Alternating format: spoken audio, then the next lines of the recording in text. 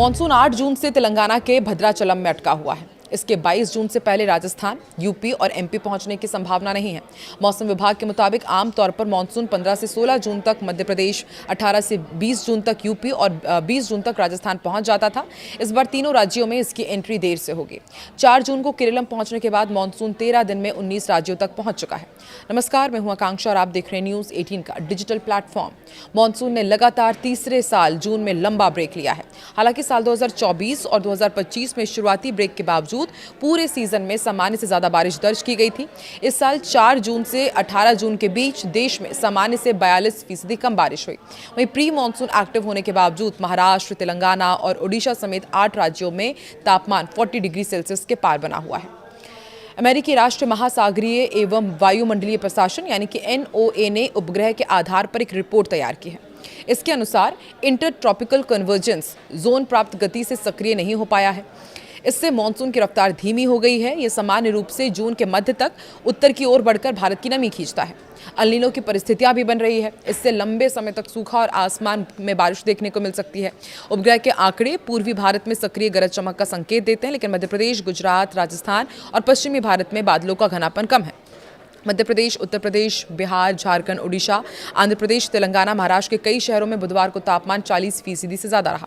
देश में सबसे ज्यादा पारा उत्तर प्रदेश के प्रयागराज में 45 डिग्री सेल्सियस दर्ज किया गया। वहीं महाराष्ट्र के ब्रह्मपुरी और उत्तर प्रदेश के वाराणसी में 42.8 डिग्री सेल्सियस, ओडिशा के बौद्ध में 42.7 डिग्री सेल्सियस और झारखंड के डाल्टनगंज में 42.4 डिग्री सेल्सियस टेम्परेचर दर्ज किया गया। तेलंगाना के रामागुंडम में 42, मध्य प्रदेश के खजुराहो में 41.4 डिग्री सेल्सियस रहा।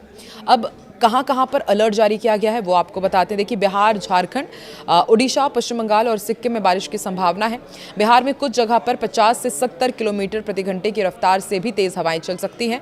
असम, मेघालय, अरुणाचल प्रदेश, तमिलनाडु, पुडुचेरी और कर्नाटक के कुछ हिस्सों में भारी बारिश की संभावना है। वहीं राजस्थान, मध्य प्रदेश, छत्तीसगढ़ और विदर्भ में गरज चमक के साथ बारिश हो सकती है और कई इलाकों में 40 से 60 किलोमीटर प्रति घंटे की रफ्तार से हवाएं चलेंगी। 20 जून का भी आपको अपडेट देते हैं। सिक्किम, उत्तर बंगाल, असम और मेघालय में भारी बारिश की संभावना है। राजस्थान और मध्य प्रदेश में बताया जा रहा है कि बारिश के साथ साथ 40 से 60 किलोमीटर प्रति घंटे की रफ्तार से तेज हवाएं चलेंगी। झारखंड, ओडिशा, इसके साथ ही आसपास के जो राज्य हैं जिसके पश्चिम बंगाल, वहां पर गरज चमक के साथ बारिश की संभावना है। तमिलनाडु, पुडुचेरी, कर्नाटक और महाराष्ट्र के कुछ हिस्सों में बारिश जारी रह सकती है। जेट स्ट्रीमर कमजोर होने पर मानसून आगे बढ़ेगा। मौसम विभाग के मुताबिक जेट स्ट्रीम का मौजूदा पैटर्न कमजोर होने पर मानसूनी हवाएं तेज होंगी और अगले 4 से 5 दिनों में मानसून के महाराष्ट्र, कर्नाटक, छत्तीसगढ़ और अन्य हिस्सों में आगे बढ़ने की परिस्थिति बन रही है। जेट स्ट्रीम वायुमंडल की ऊपरी परतों में बहने वाली बहुत तेज हवाएं होती हैं। ये आमतौर पर पृथ्वी की सतह से करीब 8 से 15 किलोमीटर की ऊंचाई पर होती है।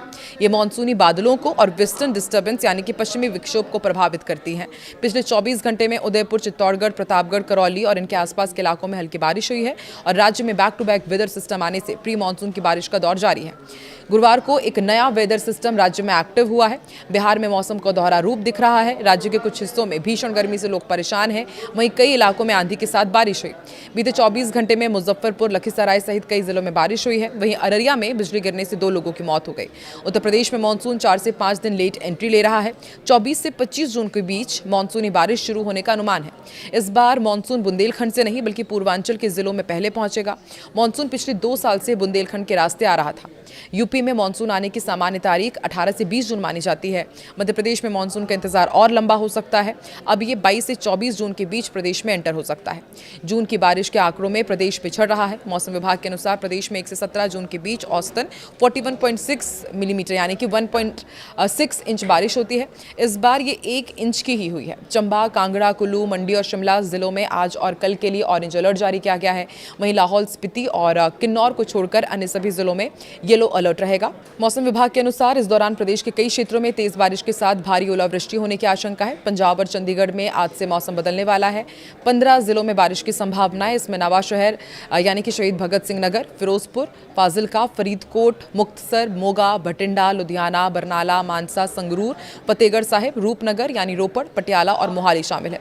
पंचकुला, अंबाला, यमुनानगर, कुरुक्षेत्र, कैथल, करनाल, झज्जर, गुरुग्राम, मेवात, पलवल, फरीदाबाद, रोहतक, सोनीपत, पानीपत और जींद जिलों के लिए भी येलो अलर्ट जारी किया गया है।